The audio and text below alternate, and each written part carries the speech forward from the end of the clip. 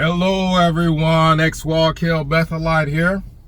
And someone texted me and asked me, what do I think will change in the next annual meeting for Jehovah's Witnesses? And in my opinion, they're going to change whatever benefits them, whatever makes them look good. Sometimes you can predict a person and their actions based off of how they tend to think. Usually a person's actions are motivated by thought. Once you understand a person, you can kind of predict what they're going to do when they're going to do it. I know people like that where I can right now predict loosely what they're going to do today. Today is Friday. Tomorrow's Saturday. Kind of predict what they're going to do Saturday, predict what they're going to do Sunday. It's based off how this person thinks. You can tell how the governing body thinks based off of their actions. One thing that they think is that they are not the true religion. They think that they don't want to stop this money from coming in. You got to understand, the governing body has been used to a certain level of treatment. And this has been going on for some of them for darn near 50 years. Like, you're looking at Sam Hurd, you're looking at Stephen Lett. I heard Stephen Lett's wife died. I don't know if that's true. I just saw it online. But you look at some of these guys, you look at Loesch. You look at the guys coming in, and the guys coming in has seen the lifestyle of a governing body member for years upon years, and that's probably why they wanted it for themselves. There's a certain lifestyle that they want. And in order to maintain that, they need to be able to stop some of the lawsuits. They got to protect themselves against lawsuits because that's a ton of money going out to lawsuits. They got to be able to operate within the rules and guidelines of other countries. In America, anything goes. In America, anything goes. I could start a religion tomorrow if I wanted to. Literally. Literally, and it's legal. But in other countries, that's not the case. You got to play by a certain set of rules. So you see Jehovah's Witnesses or the governing body say, well, you know what? We want some of that money that comes in. Some countries, they give religions money. That we want some of that money to be coming in. So we're going to make it look like we are super liberal. We're loosening up. Guys can wear beards. Women can wear pants. They're changing a bunch of stuff that has nothing to do with the bottom line. In the sense that they're changing a bunch of stuff that don't lose them money. They think might make them money. They think might make them look good. The cleaning of glasses. They're not losing money by changing that. They're putting themselves in a position where now they can meet up with higher representatives, with rich people, with people who normally you would meet with in a nice restaurant, and you're going to clean wine glasses at the restaurant. Well, we need to get rid of that rule. The rule ain't doing nothing but prohibiting the governing body from meeting with celebrities and all kinds of rich people and political figures and getting mixed up with all that. It's hard to do that when you got rules to where you can't have no beard and you can't clean glasses. And women gotta wear dresses and whatnot. You know, you gotta loosen up some of that stuff. So my prediction is that the next annual meeting, they're going to continue to move in the same direction, and that is lining their pocketbook. They got a bazillion rules. This cult was insane. You know something is insane when for what, 20 years they've been changing. No.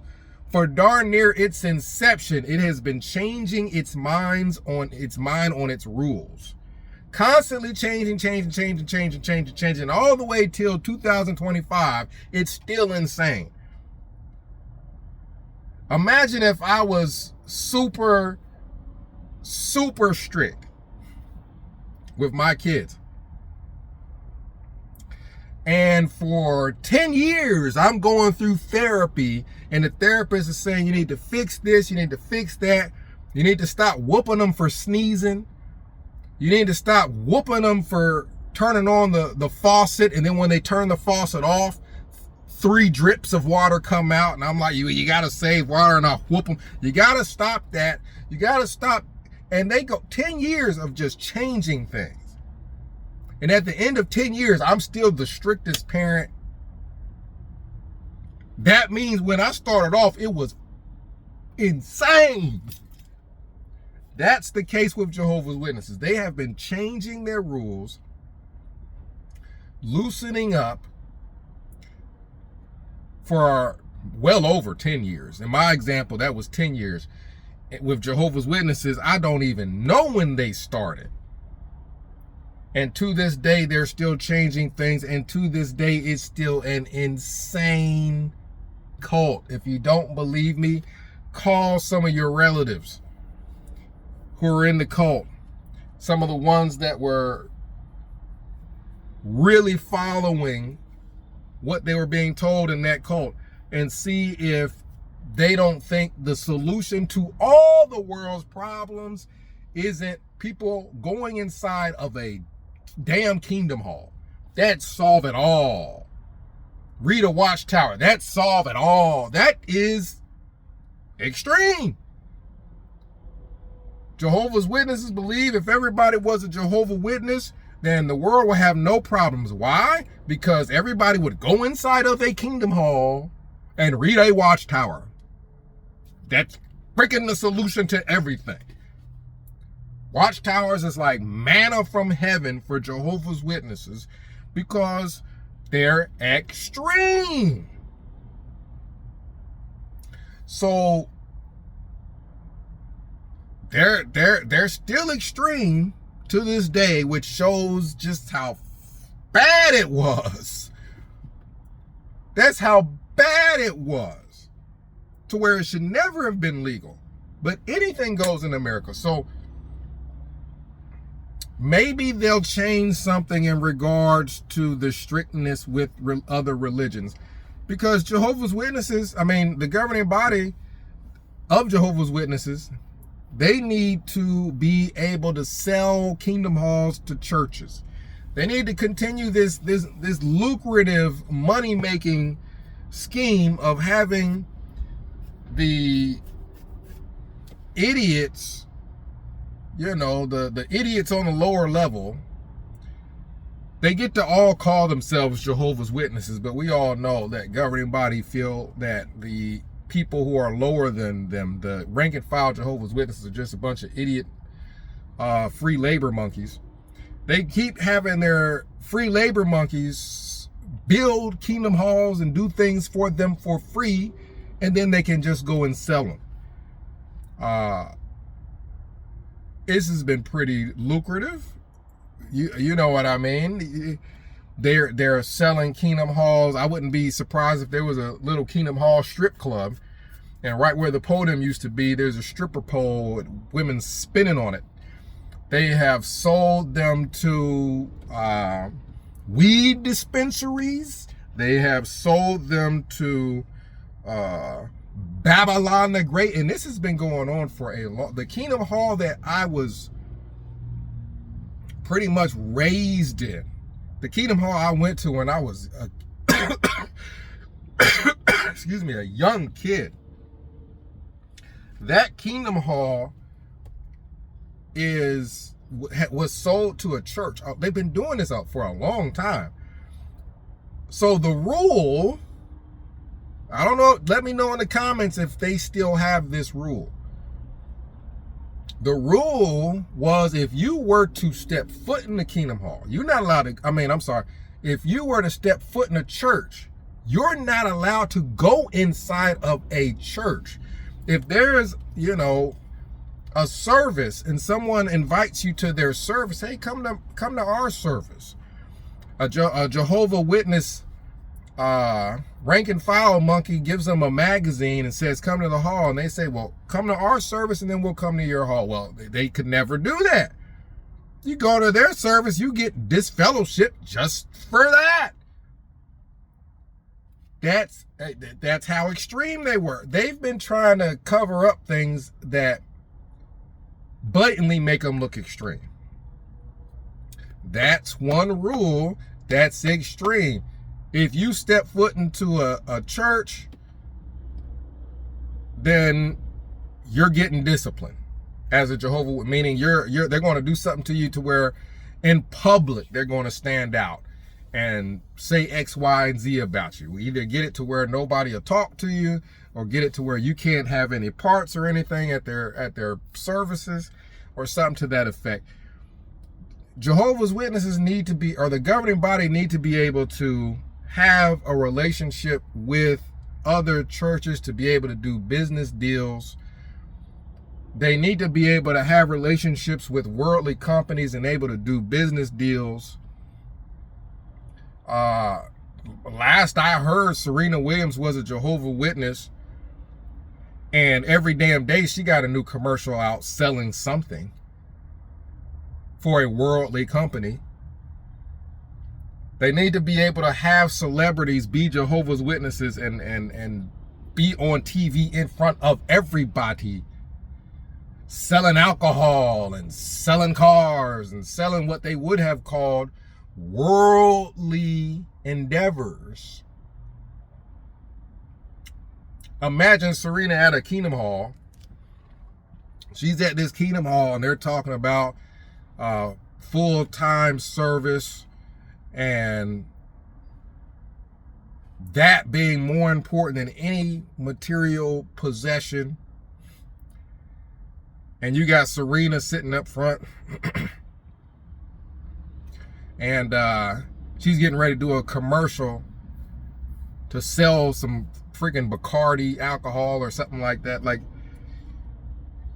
that might hurt your pocketbooks. That might hurt how much she contributes to you if you're speaking against worldly endeavors, worldly possessions, materialism.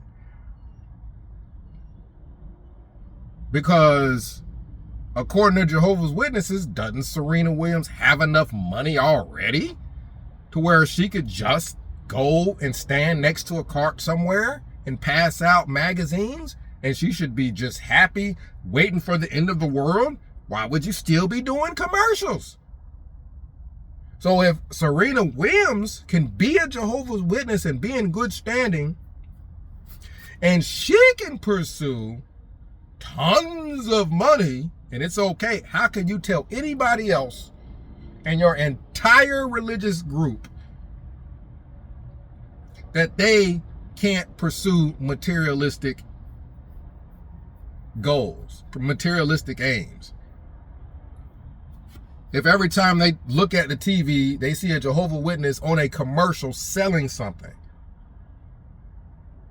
how the heck are you going to be able to tell everybody else? So they'll probably change something in regards to that. The birthday thing, they could change that. I don't know if they hadn't already changed. They changed so much stuff. They could change the holiday thing, but I think that what they're aiming for is to look to appear like they're not strict. And they're wanting to be able to make more money. So they're going to change things that have to do with that. You understand the mindset of a governing body member. This is not somebody sitting around praying all day. This is somebody having meetings with people in rooms trying to figure out how we can make more money, how we can affect our image in a way to where we can appeal to political figures in other countries to where we can make more money there. Once you understand the government, their mindset is that of a business. So they're not going to stop the shunning, but they're going to try to make it look like it's not shunning. Well, they're just a couple months, and you can say hi at the hall. They're not going to change. They're not going to get rid of it. They're going to try to make it look like it's something it's not. The person who's not a Jehovah's Witness is not going to know that this person's whole family, their friends, everybody stopped talking to them. They're going to think, well, if they're saying hi to them at the hall, that means that they're probably talking. That's, you know, somebody from the outside looking in can't tell how bad it is. You walk by, you drive by all these houses everywhere, and there could be all kinds of mental torment going on in these places, and you wouldn't know just by looking. You know, the outside looking in. You got to be inside. You have inside knowledge. So they're trying to trick people who have no inside knowledge. A person that has no inside knowledge does not know that someone who comes to a religious service and gets a greeting and then sits back and just is quiet for a while, for like a month or two, they don't know that this person's entire social network has been shattered. Their freaking mom ain't talking to them. Maybe their mom is only talking to them for a little bit when they come to the hall. And other than that, they ain't talking to them. Like, they don't understand how strict and ridiculous Jehovah's Witnesses are about what they're being told by men. So that's what I think. I can't put my finger on exactly what they'll change, but I think what will change is something that has to do with the bottom line. And once you see a pattern of behavior, the governing body constantly changing things, and then when you think about, well, why would they change that? To affect the bottom line, to make it to where it's easier for them to make money, to make it to where they don't look as strict to businesses and political figures and people who can affect their ability to operate how they want to operate. Also, there was a Mormon church in Michigan that, this is a different topic. There was a Mormon church in Michigan that got shot up. When I say shot up, I can't remember the exact city in Michigan, but in the news it kept saying a church. I did more research. It was a Mormon church that got shot up. And basically there was a person who had military training, because I don't think Mormons keep you from college and they don't keep you from joining the military. There's a person with military training who took their vehicle, drove it into the church, like drive into the glass doors. Boom, you bust through the glass doors. Maybe that was to block people from being able to come out because you just rammed your vehicle through the freaking door that they probably all run out. Gets out the car. From my understanding, he starts shooting. And at some point, he lights it on fire. So the cops engaged with him, I think, in the parking lot, and I think killed the guy. But if you look at the news, the church was decimated. It was set on fire. Now, there was, in comparison, a shooting at a Kingdom Hall in Germany. And then in India, there was a bomb set off at an assembly where the assembly in India, they all had the plastic chairs that you would wear, that you would sit on at a cookout. So you had plastic chairs melted and flipped around and turned upside down everywhere because somebody let a bomb off. And people with Jehovah's Witnesses in particular, wonder why it doesn't happen more often, because Jehovah's Witnesses are infinitely more strict and ridiculous than what Mormons are. And I think one of the reasons why it happens is because you're messing with religion. You're messing with religion. If someone touched your daughter, no one would wonder why you killed him. If somebody touched your son, if somebody touched your freaking mom, no one would wonder why you shot them. If it was on the news and then they said, oh, well, they did such and such to their family member. If somebody did something to your father, threaten your father, attack your father, and you shoot him, nobody's going to wonder why. When you're dealing with religion, you're dealing with that on steroids. You're talking about a father in heaven that you're trying to please. You're talking about a relative on steroids. You're talking about the most ultimate of family members is God. You know what I mean? How a person feels about God is not that much different to where they would feel about anything that they held in high regard, especially like a family member. So if we can understand why if somebody did something to your wife or daughter, why they would respond a certain way. If a person believes a religious group has turned against God and is intentionally misleading people, misguiding people, taking people's money, and that they're doing this and they're hurting this heavenly family member, this family member on steroids, God, there's no telling how they will respond. I don't know that that's what the person's motives were, because someone that interviewed them said that they felt really strongly about the Mormons' religious stance.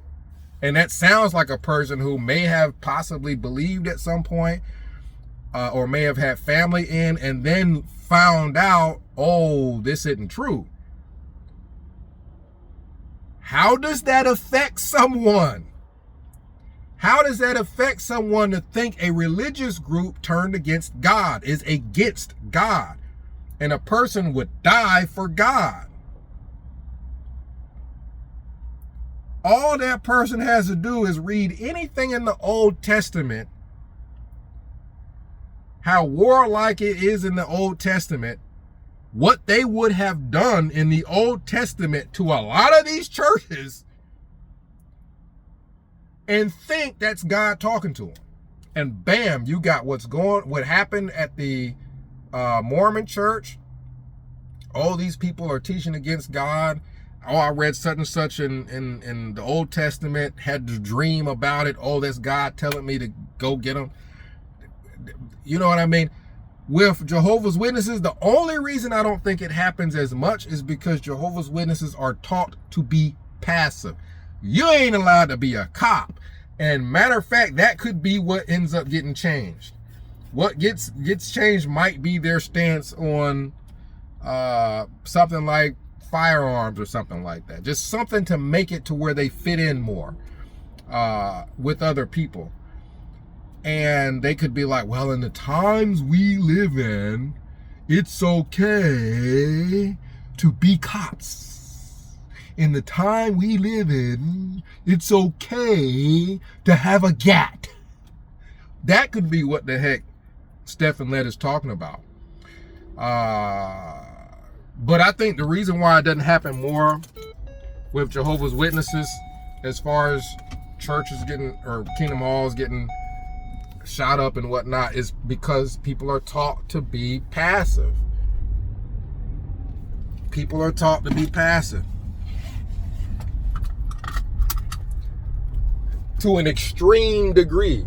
The person that attacked the Mormon church had military training, military background. They have access to weapons. They had access to training.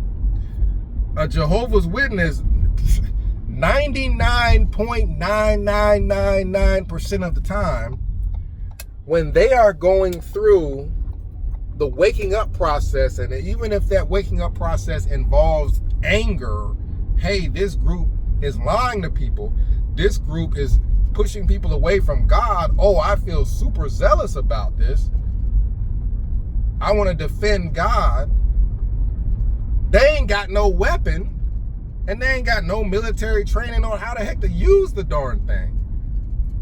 So I think it would happen way more frequently if Jehovah's Witnesses aren't also taught to be so passive. But you guys comment down below, let me know what you think. I gotta go to work. It's been, you know, my schedule has been non-stop. It's like you work, then after work, typically it's something else you got to do. Then you go to sleep. You might have an hour or two of relaxation. Then you go to sleep. Then you wake up. Then you work. You know what I mean? It's non-stop. Next thing you know, weeks done went by. Comment down below. Let me know what you think. 937-789-4029. We'll discuss it. X Wall Kill Bethelite signing out.